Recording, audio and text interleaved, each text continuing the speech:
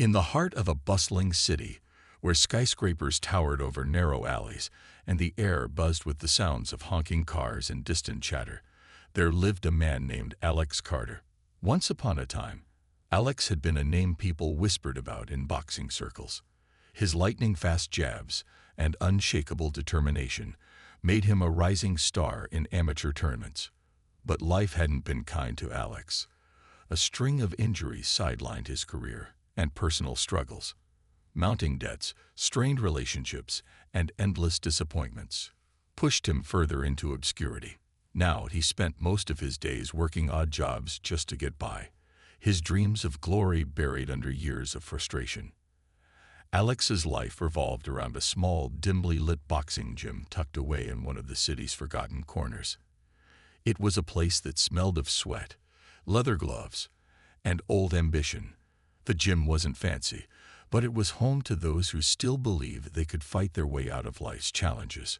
For Alex, it was more than just a training space. It was an escape. Every punch he threw at the heavy bag felt like a release, a way to vent years of pent-up anger. Yet, no matter how hard he trained, he couldn't shake the feeling that the world had turned its back on him. One evening, as Alex sat on a worn-out bench in the gym, scrolling through social media, something caught his eye. A local news article announced a high-profile charity gala hosted by members of the royal family. The event was set to take place at a luxurious hotel downtown, attended by wealthy sponsors, politicians, and celebrities. Among them was Sir Richard Langley, a man Alex loathed with every fiber of his being. Years ago, Langley, a billionaire known for funding sports programs, had promised Alex a sponsorship deal. But when Alex suffered his first major injury, Langley withdrew his support without a second thought, leaving Alex to fend for himself. As Alex read the article, his blood began to boil. He clenched his fists, imagining all the lavish meals, expensive suits, and self-congratulatory speeches that would fill the night. To him, it wasn't just a party. It was a symbol of everything wrong with the world. While people like Langley lived in opulence, others struggled to survive. And Alex, he felt like he'd been chewed up and spit out by the very system these elites upheld. That night, sleep eluded him. His mind raced with thoughts of injustice and revenge. By morning, a reckless idea had taken root in his head. He decided he would confront Langley, not just to demand answers, but to show the world what happened to those crushed under the weight of privilege. Little did Alex know, this decision would lead him down a path far more dangerous than he could have imagined. What started as a plan to voice his grievances would soon spiral into a confrontation unlike anything he'd ever faced. The night of the gala arrived, and the city seemed to glow brighter than usual. The hotel where the event was being held stood like a palace, its grand entrance illuminated by sparkling chandeliers and lined with red carpets. Limousines pulled up one after another, dropping off guests dressed in their finest attire. Inside, laughter echoed through the halls as waiters carried trays of champagne, and soft music played in the background. It was a world far removed from the gritty streets Alex called home. Alex, however, didn't blend into this scene. Dressed in an old leather jacket and jeans, he stuck out like a sore thumb. He had sneaked past the main gate earlier, hiding in the shadows until the crowd thinned enough for him to slip inside unnoticed. His heart pounded as he moved closer to the building, his mind racing with thoughts of what he would say when he finally came face to face with Sir Richard Langley. But getting inside wasn't going to be easy. At the entrance, 2 security guards stood tall, their eyes scanning everyone who approached. Alex hesitated for a moment before stepping forward, trying to act casual. "I'm on the guest list," he said, forcing a confident smile. One of the guards raised an eyebrow and checked his clipboard. After a few tense seconds, he shook his head. "Sorry, sir, your name isn't here." Alex felt a surge of frustration. He tried again, this time raising his voice slightly. "Look, I was invited last minute. Just let me in." The guards exchanged glances, clearly unimpressed.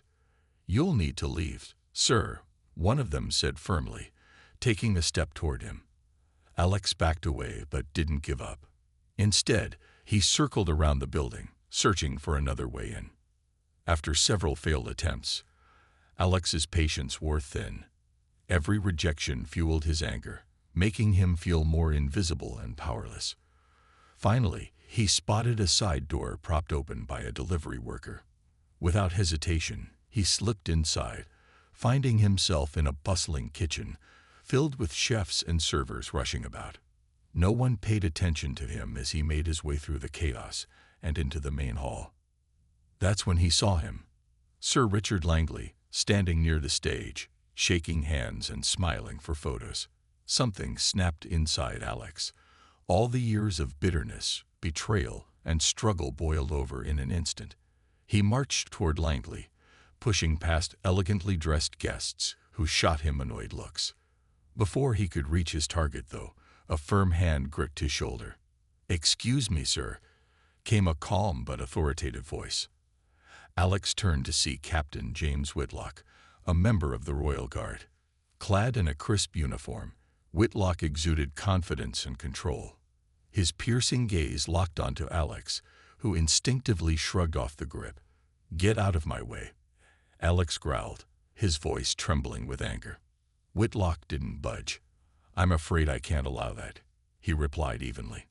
For a brief moment, Alex considered backing down, but then he remembered why he was there. The promises broken, the opportunities stolen, the life he could have had. Rage clouded his judgment, and without thinking, he swung his fist at Whitlock. Time seemed to slow as the punch flew through the air. To Alex's surprise, Whitlock didn't flinch. With lightning speed, he stepped aside, dodging the blow effortlessly. The room fell silent as all eyes turned to the unfolding scene.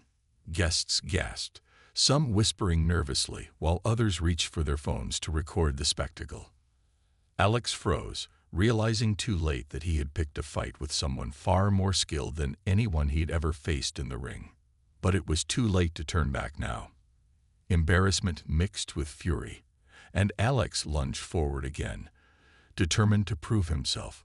What he didn't know was that this decision would lead to consequences far greater and more humbling than anything he could have imagined. As Alex charged forward, his fists clenched tightly, he was certain of one thing. He was going to make Captain Whitlock regret stepping in his way. After all, Alex had spent years honing his skills in the boxing ring. Every punch he threw carried the weight of his frustration, his anger, and his desperation. Surely this guard, this polished, uniformed figure, would crumble under the raw power of a seasoned fighter. But what happened next shocked not only Alex, but also the crowd of onlookers who had gathered around them. As Alex swung wildly, Whitlock moved with a grace that seemed almost unnatural. He sidestepped each blow with ease, his movements precise and calculated. It wasn't like fighting another boxer. It was like trying to hit a shadow. For every punch Alex threw, Whitlock countered with a flick of his wrist or a quick adjustment of his stance, leaving Alex stumbling off balance. At first, some in the audience mistook the scene for part of the evening's entertainment. A few even clapped, thinking it was a staged performance meant to add excitement to the gala. But as the fight dragged on, it became clear that this was no act. The tension in the room grew thicker, and whispers of concern began to ripple through the crowd. Guests nervously shuffled backward, creating a wider circle around the two men. Alex, meanwhile, refused to back down.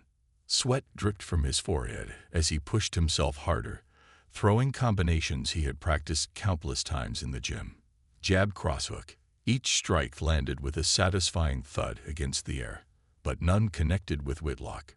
Instead, the guard remained eerily calm, his expression unreadable. To Alex, it felt like fighting a wall. No matter how hard he hit, nothing seemed to faze Whitlock. Then, something unexpected happened. Whitlock raised his hand slightly, palm open, and gently deflected one of Alex's punches. The motion was so subtle, so effortless, that it left Alex momentarily stunned.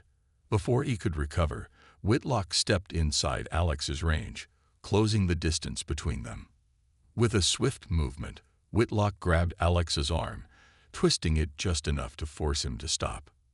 "Enough," Whitlock said firmly, his voice cutting through the murmurs of the crowd. But Alex wasn't ready to listen. Blinded by rage and embarrassment, he yanked his arm free and lunged again, aiming for Whitlock's torso. This time, however, Whitlock didn't dodge. In one fluid motion, he pivoted to the side and delivered a sharp tap to Alex's ribs, not hard enough to cause real harm, but enough to send a clear message. Alex gasped, doubling over slightly as pain shot through his side. The crowd gasped too, their cheers fading into silence. Even Alex couldn't deny the skill he was up against. His confidence wavered, replaced by a growing sense of unease. Who was this man? How could someone move like that?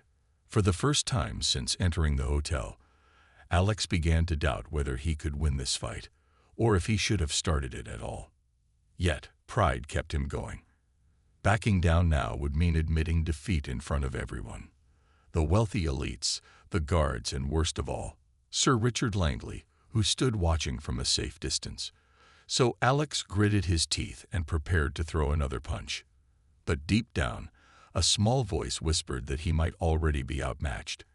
And as Whitlock straightened up, his posture relaxed yet commanding, Alex realized that this confrontation was far from over, and its outcome was no longer certain. The room was eerily silent now, save for the sound of Alex's heavy breathing. His chest rose and fell rapidly as he tried to regain his composure, but it was clear he was losing control, not just of the fight, but of himself. The confident swagger he had walked in with was gone, replaced by desperation. Each failed attempt to land a punch chipped away at his resolve, leaving him more frustrated and reckless with every passing second. Captain Whitlock, on the other hand, seemed almost serene. There was no trace of anger or aggression in his demeanor. Instead, he moved with the calm precision of someone who knew exactly what they were doing. Every step he took, every gesture he made, was deliberate. To the onlookers, it felt less like a brawl and more like a masterclass in self-defense, a lesson being taught to a student who refused to learn. Alex lunged again, throwing a wild haymaker aimed at Whitlock's head. It was a move born out of frustration rather than strategy, and Whitlock saw it coming from a mile away. With a slight shift of his weight, he ducked under the punch and countered with a quick strike to Alex's shoulder. The blow wasn't meant to hurt. It was calculated to destabilize. Alex staggered backward, off balance once more, his face reddening with humiliation. "You don't want to do this," Whitlock said calmly, his voice cutting through the tension like a knife. "Walk away while you still can." But Alex didn't listen. He couldn't. Backing down now would mean admitting defeat, not just to Whitlock, but to everyone watching. His pride wouldn't let him quit, even though his body was screaming for him to stop. Summoning whatever strength he had left, Alex threw another combination. A jab followed by a cross, then a hook aimed at Whitlock's ribs. For a moment, it looked like one of the punches might connect, but Whitlock simply leaned back, letting the blows sail harmlessly past him. The crowd watched in awe as the mismatch became painfully obvious. Some guests exchanged nervous glances, unsure whether to intervene or stay out of it. Others whispered among themselves, speculating about how this bizarre scene would end. One thing was certain: Alex was completely outclassed. Then Whitlock decided to take control.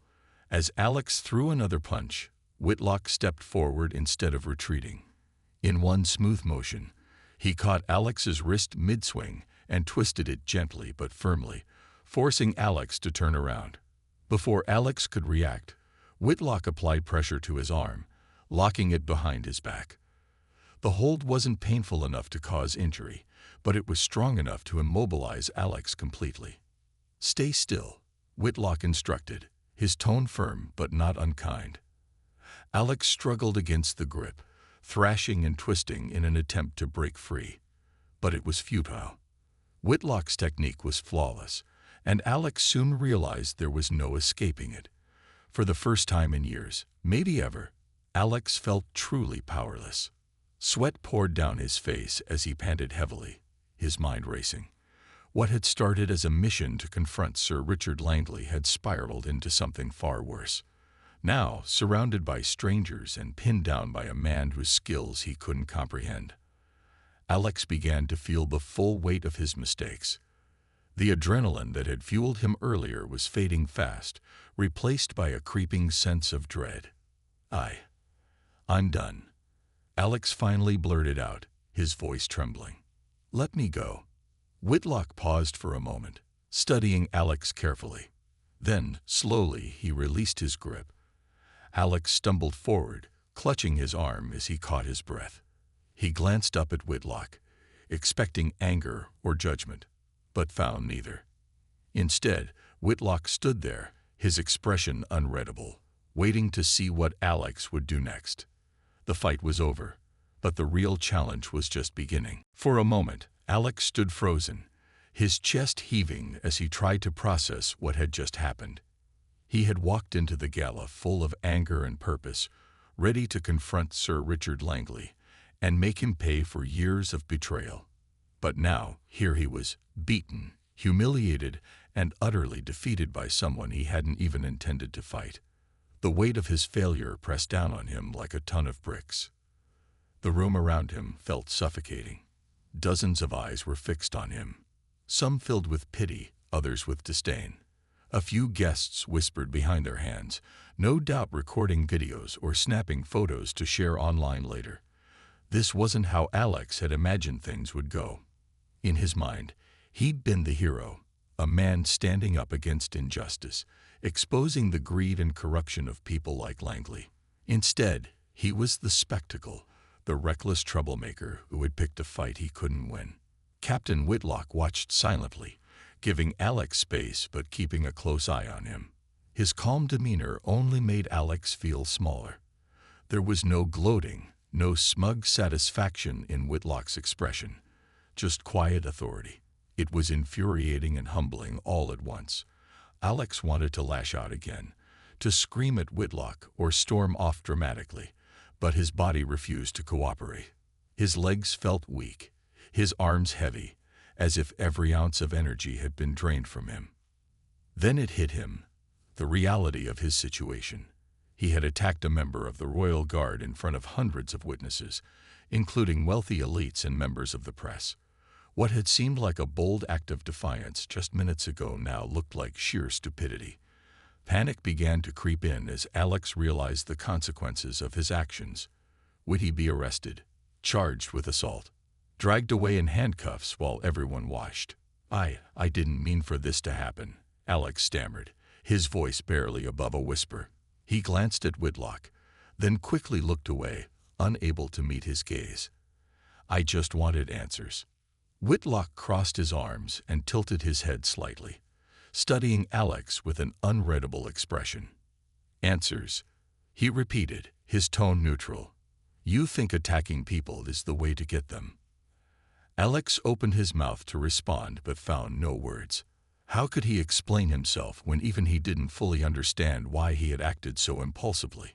All he knew was that life had dealt him one blow after another, and tonight, he had let his emotions take over. Now those same emotions were crumbling under the harsh light of reality. To make matters worse, security personnel began arriving, summoned by alarmed staff members. They surrounded Alex cautiously, unsure whether to restrain him immediately or wait for further instructions. Alex's heart sank as he saw their stern faces. This was it, the moment where everything fell apart. His future flashed before his eyes. Jail time, fines, public disgrace.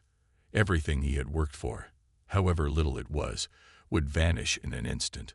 But instead of ordering the guards to arrest Alex, Whitlock raised a hand, signaling them to hold back. The gesture surprised everyone, including Alex. Give us a minute, Whitlock said firmly, his voice carrying enough authority to silence any objections. When the guards hesitated, Whitlock turned to face Alex directly. Listen carefully, he began, his tone softer but still commanding. You've made a mistake tonight. a big one. But mistakes don't have to define you. What happens next is your choice. Alex blinked, caught off guard by Whitlock's words. Choice? After everything that had happened, he still had a choice. It didn't seem possible. Yet, something in Whitlock's voice, a mix of firmness and compassion, made Alex pause. For the first time since entering the hotel, he felt a flicker of hope. Maybe, just maybe, there was a way out of this mess. Why are you helping me? Alex asked, his voice trembling. I attacked you. Whitlock studied him for a long moment before responding. Because everyone deserves a chance to do better. And with those words, Alex's world shifted ever so slightly. The battle might have ended, but the war within himself was far from over. The silence between Alex and Captain Whitlock stretched like a tightrope, fragile and tense. Every second felt heavier than the last as Alex wrestled with his thoughts. He wanted to believe Whitlock's words, that he still had a choice. But years of disappointment and self-doubt whispered otherwise. How could someone like Whitlock, polished and respected, see anything redeemable in a man like him? A man who had just made a fool of himself in front of an entire room of strangers.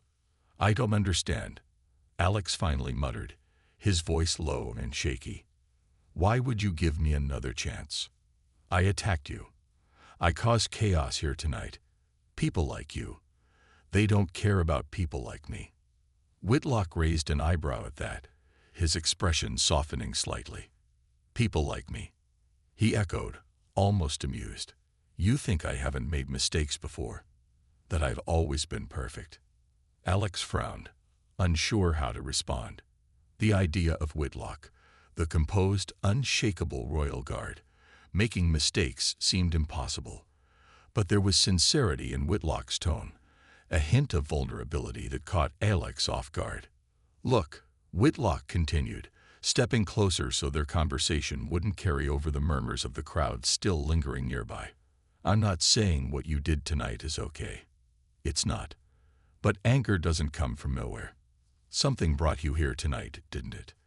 Alex hesitated, his gaze dropping to the floor. Whitlock was right, but admitting it aloud felt like opening a wound he tried so hard to keep closed. Still, the weight of everything, the fight, the humiliation, the fear of consequences, was too much to bear alone. Slowly, haltingly, Alex began to speak. It's Sir Richard Langley, he admitted, his voice barely audible. Years ago, he promised me a sponsorship deal. Said he believed in me, that I could go far in boxing. But when I got injured, he dropped me without a second thought. Just like that, my dreams were gone. And now, seeing him here tonight, surrounded by all this, he gestured vaguely at the opulent surroundings, his frustration bubbling back up. It's like nothing matters except money and power to people like him. Whitlock listened intently, nodding once Alex finished. I can't fix what happened to you, he said honestly, but I can offer you a way forward. You're angry, and you have every right to be. But anger used the wrong way destroys things, including yourself. Let me show you another path. Alex looked up, his brow furrowed. What do you mean? There's a community program I work with occasionally, Whitlock explained. It helps troubled youth find direction through sports. Boxing, martial arts, even running. It gives them focus and purpose. We're always looking for mentors, people who've been through tough times and can guide others. Someone like you. For a moment, Alex was speechless. Him. A mentor. The idea seemed absurd. Who would want advice from a washed-up boxer who couldn't even control his own temper? Yet, as Whitlock spoke, a tiny spark of possibility flickered inside him. Maybe, just maybe, he could turn his pain into something meaningful. Maybe he could help others avoid the same pitfalls he'd fallen into. What if I mess it up? Alex asked quietly, voicing the doubt gnawing at him. What if I'm no good at it? Whitlock smiled faintly, a rare break in his otherwise stoic demeanor. No one expects you to be perfect, just willing to try. That's more than most people ever do. Behind them, The security guards shifted uncomfortably, clearly unsure whether to intervene. Whitlock glanced at them briefly before turning back to Alex. "So, what's it going to be? Do you want to face charges tonight, or are you ready to take responsibility for your actions and start fresh?" Alex swallowed hard, his mind racing. This wasn't the revenge he'd envisioned when he stormed into the gala. It wasn't justice against Langley or the elite world he despised. But it was something else, a lifeline. An opportunity to rebuild, not just for himself, but for others who needed guidance. "I'll do it," Alex said finally, his voice steadier than he expected. "I'll try." Whitlock nodded, satisfied. "Good. Then let's get out of here before anyone changes their mind." With that, he motioned for the guards to stand down and led Alex toward the exit, leaving behind the glittering lights and judgmental stares of the gala. As they stepped outside into the cool night air, Alex felt a strange mix of relief and uncertainty. The road ahead wouldn't be easy, but for the first time in years, he allowed himself to hope. Hope that maybe, just maybe, he wasn't done fighting after all. Months passed, and the memory of that chaotic night at the gala began to fade for most people. For Alex Carter, however, it remained vivid, not because of the embarrassment or the fight, but because it marked the beginning of a new chapter in his life. The man who had once been consumed by anger and resentment was slowly transforming into someone different, someone better. The community program Captain Whitlock had mentioned turned out to be exactly what Alex needed. Located in a modest neighborhood gym, it brought together kids from all walks of life, young boys and girls who were struggling with school, family issues, or simply finding their place in the world. Some came because they loved sports. Others came because they had nowhere else to go. What united them was the desire to belong, to feel seen and valued. At first, Alex wasn't sure how to connect with the kids. He'd never been much of a teacher or mentor before. All he knew was boxing, how to throw a punch, how to take one, and how to push through pain. But as he spent more time with the group, something unexpected happened. He found himself opening up. He shared stories about his own struggles, the injuries, the broken promises, the nights when he thought he'd never get back on his feet. To his surprise, the kids listened intently, their wide eyes filled with curiosity and respect. One boy, in particular, stood out. His name. A year had passed since the night Alex Carter stormed into the gala, fists clenched and heart full of rage. Now, as he stood in the same gym where his journey had begun, surrounded by the sounds of laughter, sneakers squeaking on the floor, and gloves hitting punching bags, he couldn't help but marvel at how different his life felt. The once dim corners of the gym were now bright with energy, filled with kids who came every day eager to learn, train, and grow. And Alex? He wasn't just their coach. He was their mentor, their confidant, and sometimes even their friend. One evening, after a particularly lively training session, Alex gathered the group together for a quick talk. Marcus, now 15, and noticeably more confident, stood front and center, his arms crossed, and a smirk playing on his lips. "All right, coach," he said, mimicking Alex's usual tone. "What's the speech tonight? Discipline over strength again." The other kids laughed, but Alex only grinned. "You'll never hear the end of it, kid," he replied, earning another round of giggles. Then his expression softened. "But seriously, I want you all to remember something. Boxing isn't just about throwing punches or winning matches. It's about learning to face challenges head-on, whether they're in the ring or out there in the real world." He paused, letting his words sink in. "Every one of you has potential. You've got grit, heart, and determination. Don't waste that. Use it to build yourselves up, not just as athletes, but as people." The room fell quiet, the kids nodding thoughtfully. For many of them, this gym was more than just a place to practice boxing. It was a refuge, a community, and for some, the first place they'd ever felt truly accepted.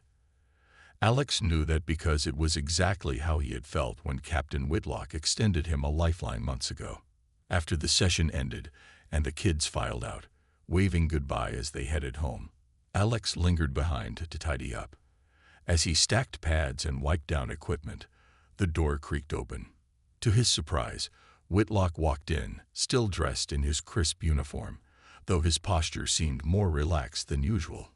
"Didn't think I'd see you around here again," Alex said, smiling as he set down a pair of gloves. "What brings you to my corner of the world?"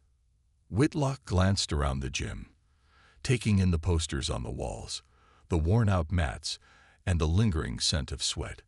"Just checking in," he replied simply. "Wanted to see how things are going." Alex chuckled, leaning against the wall. "Things are good. Better than good, actually. These kids, they remind me of myself. They've got fire in them, you know. All they need is someone to show them how to use it wisely." Whitlock nodded approvingly. "Sounds like you're doing exactly what you're meant to do." For a moment, neither man spoke. The weight of unspoken gratitude hung between them, heavy yet comforting. Finally, Alex broke the silence. "I owe you, Captain. If it weren't for you, I don't know where I'd be right now. Probably worse off than before." Whitlock shook his head. "You did the hard part, Alex. I just pointed you in the right direction. The rest was all you." Alex smiled, feeling a warmth spread through him. It wasn't often he allowed himself to reflect on how far he'd come, but standing here now, with Whitlock watching quietly, and the echoes of young voices still ringing in his ears, he couldn't deny the truth. He had found redemption not by fighting the world, but by helping others fight their own battles. As Whitlock turned to leave, he stopped at the doorway and looked back. "Keep doing what you're doing, Alex. The world needs more people like you." With that, he stepped out into the night, leaving Alex alone in the glow of the gym lights. Alex exhaled slowly, shaking his head in disbelief. Life hadn't given him the storybook ending he'd imagined as a young boxer chasing fame. But maybe, he thought, that was okay. Maybe the real victory wasn't about glory or revenge. It was about finding purpose, building connections, and making a difference, however small. As he locked up the gym and walked into the cool evening air, Alex felt lighter than he had in years. The road ahead wouldn't always be easy, but for the first time, he was ready to face it, not with anger or bitterness, but with hope. And that, he realized, was the greatest win of all.